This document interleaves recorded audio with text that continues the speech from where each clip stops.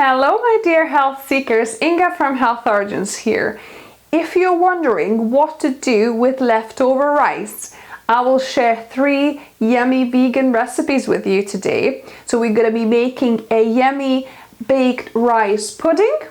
We're going to be making stuffed cabbage rolls, and we're also going to be making hummus baked balls.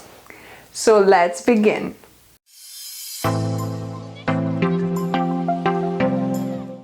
So we'll start with the baked rice pudding. So this is such a easy recipe. It just needs a little bit of time of baking in the oven, but it's so easy and quickly to prepare and put together. So we need 2 cups of leftover brown rice. So I've got a basmati rice, but actually it's even better if you have some short grain rice left over.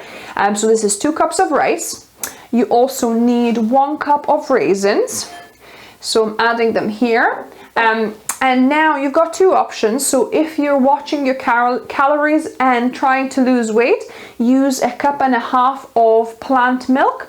So it could be soy, could be rice, could be oat, whatever milk. So 1.5 cups. However, if you are not watching your calories too attentively, you can do 1 cup of plant milk, which I'm gonna do. And then 1/2 cup of cream, so coconut cream. So I'm using the solids from the coconut tin here, 1/2 cup. So like I say, if you're watching your calories, do 1.5 cups of just plant milk, and that will be a low fat version, or do 1/2 cup of, say, coconut milk. It doesn't have to be solids. You can just pour, if you've got like reduced fat coconut can milk, then you can put that, so 1/2 cup. But I'm adding this kind of cream or solids from the top of the tin here, and that will make our rice pudding really nice and creamy. And then we need 1 teaspoon of cinnamon and 1 teaspoon of vanilla essence. And then just to sweeten it slightly, we're going to add 2 tablespoons of maple syrup here. If you don't have maple syrup, you could also use coconut sugar or rapadura sugar, less refined sugar, so 2 tablespoons. And I'm just going to mix everything in. It's better, to use a little bit bigger bowl than this, but hopefully that will mix okay. It's easier if you're using coconut cream, it's easier to actually slightly melt it, so it's liquid form to mix it up, but I'm just going to try and incorporate it. So this is incorporated now. It's looking really nice and creamy. So I'm going to take my glass container, so you could do either oven-proof glass or also ceramic, whichever baking container you use. And this smells amazing already, so just distribute this evenly. And I'm preheating my oven on 190 degrees Celsius, and I'm gonna cover this with a piece of tin foil. Or if you have a lid, you can use that. You basically don't want this to dry out, the top to dry out. So I'm going to cover this, and also we need to actually make a few holes just so that the steam can escape and it is not going to explode. So I'm going to grab myself a fork to make a few holes at the top. Also, as a precaution, you might want to put this in like a bigger tin so that it doesn't mess up your oven if it starts kind of seeping through the sides. And don't overfill your container, do like maybe half full at the most. So I'm gonna just pierce a couple of holes here so the steam can escape.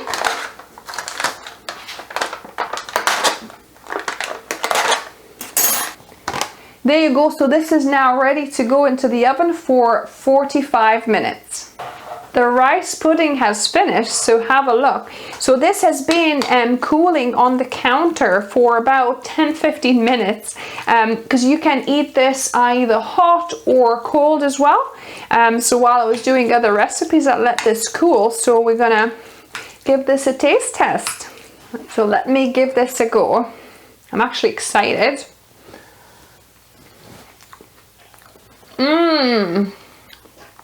Oh my goodness, guys, this is so creamy, delicious. You can feel a little bit of cinnamon coming through. Those raisins are nice and plump. Oh wow, this is definitely a thumbs up for me. For the baked hummus balls, we're gonna again need 2 cups of rice. So I'm adding my 2 cups of brown rice. Again, that's basmati rice, but you could also use short grain rice if that's what you have left over. And I've got half a cup of hummus. So this is just a kind of basic, classic lemon hummus. I'll link to the recipe above and below of how I make it. So this is half a cup, so that will give it like this nice tanginess and bind the whole mixture together as well. Alternatively, if you don't have hummus, you could potentially mash up half of a sweet potato and use that as a binder as well. It'll be a sweeter kind of ball, but you could add maybe some ketchup to that. So that's the hummus added, and then we need our spices. So actually you could use either some salt, or I'm gonna add a teaspoon of miso paste. So this is my organic miso paste. This is kind of like a brown, light brown miso paste. You could also use white or red miso paste, that would work. So that will give the extra kind of saltiness to this, and also this umami flavor, lovely umami flavor. And then I'm gonna be adding 1 teaspoon of onion powder. Then I'm gonna be adding half a teaspoon of smoked paprika, followed by half a teaspoon of cumin powder, and then half a teaspoon of garlic powder. So this just means that our balls will be nice and flavorsome, nicely spiced. And I'm just gonna mix it all.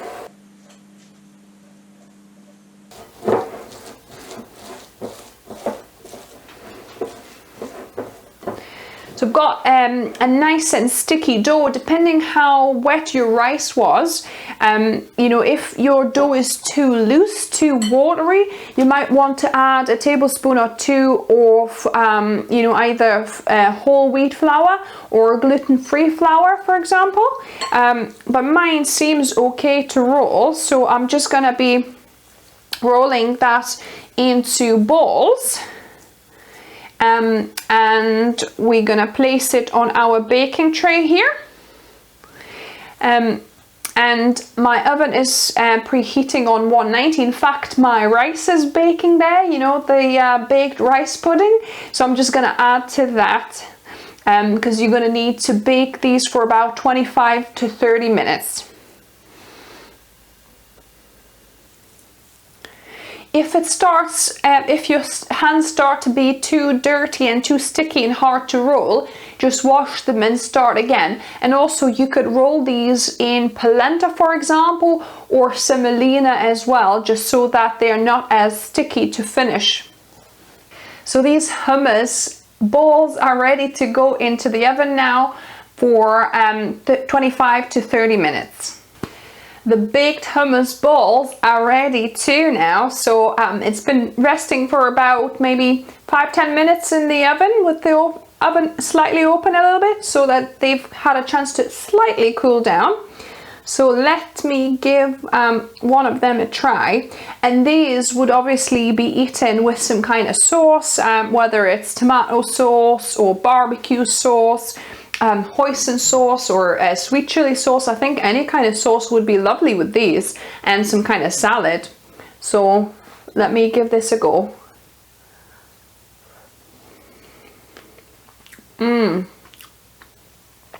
These are yummy. You can definitely taste the hummus through there. A little bit of a kind of a chew on the rice as well. Got delicious flavor. Definitely with some sauce and a salad, that would be a delicious meal. So now onto the last recipe, stuffed cabbage rolls. So this is a Lithuanian recipe actually. So first we need to make mushroom and onion filling. So I'm preheating my frying pan here, and I've got 250 chopped up chestnut mushrooms. You could use buttercup mushrooms as well. I think chestnut are a little bit more flavorsome, but you could also use wild mushrooms as well if you've got some. So about 250 grams chopped up. Then one medium to large onion I've also diced, and I've got 2 cloves of garlic also chopped up. We're gonna also need, once we finish the frying, we've got about 1.5 cups of rice here to mix with, and then our spices. So now the pan has preheated, and we're gonna add our onion and mushrooms. So add them both together, and you kind of want to fry it probably on medium high. That means that it'll kind of let the mushrooms to fry and brown a little bit before they release their liquid. So you want it kind of on a high or to medium high, and we basically need to dry fry these for about 7 to 10 minutes. We'll see how long it takes, but basically the mushrooms and onions should release their own juices, so you shouldn't need to add any liquid at all. So it's been about 6-7 minutes now. As you can see, the mushrooms have reduced quite a bit and released their liquid, and also browned a little bit with the onions. So what I'm gonna do, I'm gonna add a couple of tablespoons of soy sauce here. I'm gonna reduce it quite a bit, so it's just on medium-low for now. Mix in with the soy sauce, and I'm gonna add my garlic for the last minute. So I'm gonna just lightly fry the garlic for just 1 minute, just until it's fragrant, because you don't want to burn it. So that is it. I've switched off the pan, and this is ready. So I'm going to transfer it into a tall jug so that I can blend this a little bit with my stick blender. So I've got my trusty Bamix stick blender here, and I'm going to add a few spices, and we're going to blend this to resemble kind of more of mince, because traditionally this dish, which in Lithuania it's called Balandeliai, or pigeons as a translation, is called with mince, you know, meat mince. So yeah, so we need this kind of mushroom mixture to resemble mince, and then we're gonna mix it with rice. So we're gonna need 1 teaspoon of onion powder here. Then we're gonna need 1/2 teaspoon of garlic powder, and 1/2 teaspoon of smoked paprika as well.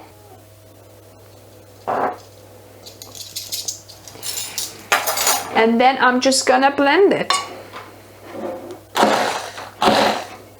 I don't want to make it too much of a mush, but just kind of a little bit smaller consistency. So yeah, so that looks like a nice consistency now.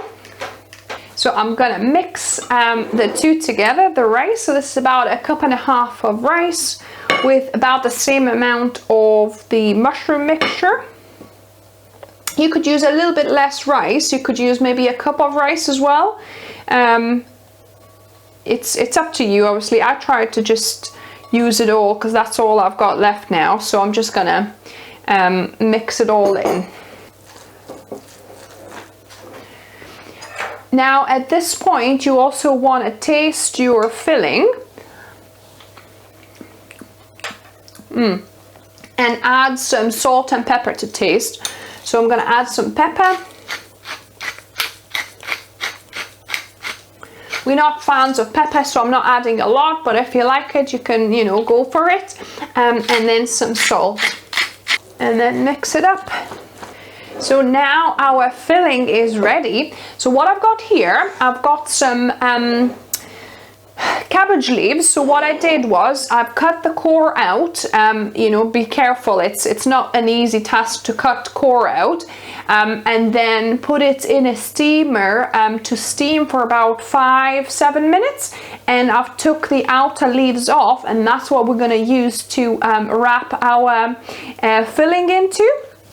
And this obviously you could use for soups and stews or other recipes. So yeah, so this is perfectly good cabbage to be used for other recipes now. So I've got here a pot where I'm gonna be adding my my cabbage leaves once I've wrapped them, but don't discard the water that you steam this cabbage in, because we're gonna be using it to add to the pot in a bit. So just take about maybe a couple of tablespoons worth of filling, maybe 3 tablespoons worth of filling. Add it, because these are quite small leaves, so I'm going to be kind of just wrapping and then adding another one as well on top to wrap it up. If your leaves are really big, then you know you might just need one leaf per this. So your goal is to kind of make nice rectangle or rectangle-ish type shapes with this, and you want all of this rice mixture to be covered with the leaves so it doesn't come out when we're slightly sauteing them. So yeah, just wrap it up well from all the sides, and then just kind of place it in a pot, and we're gonna put them tight one next to each other so that they keep their own shape and not gonna, you know, come out. So yeah, so I'm gonna do a few more. So the reason we steam the cabbage is so that the leaves are pliable and they don't tear when we take them off, so they're, you know, kind of pliable and easy to wrap.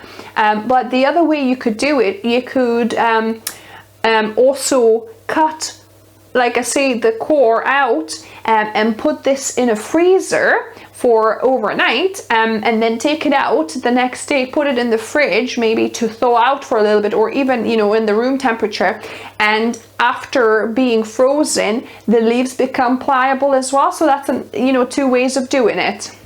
So when you have a bigger leaf, it's much easier to wrap. So I've got like about 3 tablespoons of filling here, and then I can kind of fold it and wrap it, but also you can see there's a little bit protruding now, so I'm gonna add another leaf here that's a little bit broken, so I'm just gonna use that for this bit. So yeah, the bigger the leaves, the easier it is to wrap them. So now all my balandeliai are in the pot, and I'm gonna make, this is the steam water from the cabbage that I was steaming. If you obviously did my freezer trick to get the cabbage leaves pliable, then just get about 1.5 cups to 2 cups of hot water, and then we're gonna make like a little broth with it. So you can either add a teaspoon of, say, vegetable stock, or 1/2 cube of vegetable stock if it's not a powdered one. But I haven't got, actually I do have cubes, but I want to use miso paste in this instance, so I'm just going to add a teaspoon of miso paste. That's going to add a little bit of saltiness and more umami to this. And also you want about 1 tablespoon of ketchup or kind of tomato sauce. So about 1 tablespoon, and then I'm gonna just mix it up. And I've also got 1 small carrot that I've grated, so I'm gonna just sprinkle it over the top here. And this is now mixed, so I'm gonna add this pour it over. And it doesn't need to really cover it. As long as it's kind of halfway up, it will steam in the pot. You know, as long as you've got a good fitting lid, then that should steam really well. So what I'm going to do, I'm going to get this up to boiling, and then I'm going to simmer it on low, covered, for about 15-20 minutes.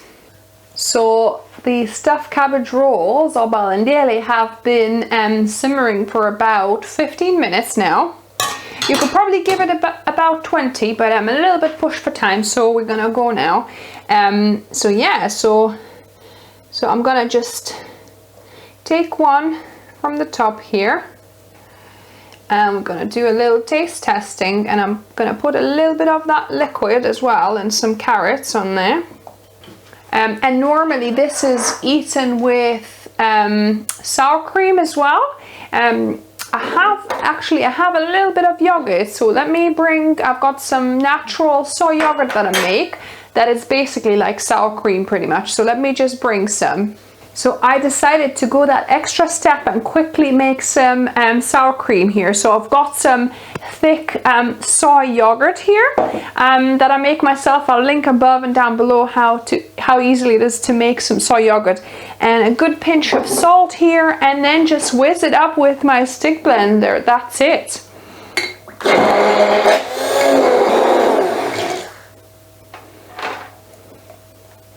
That's it, we've got some delicious sour cream now. So let me pour a little bit onto my cabbage rolls here. So onto the taste testing. So I'm gonna cut a piece here with all the filling, with a little bit of sour cream here. Yeah.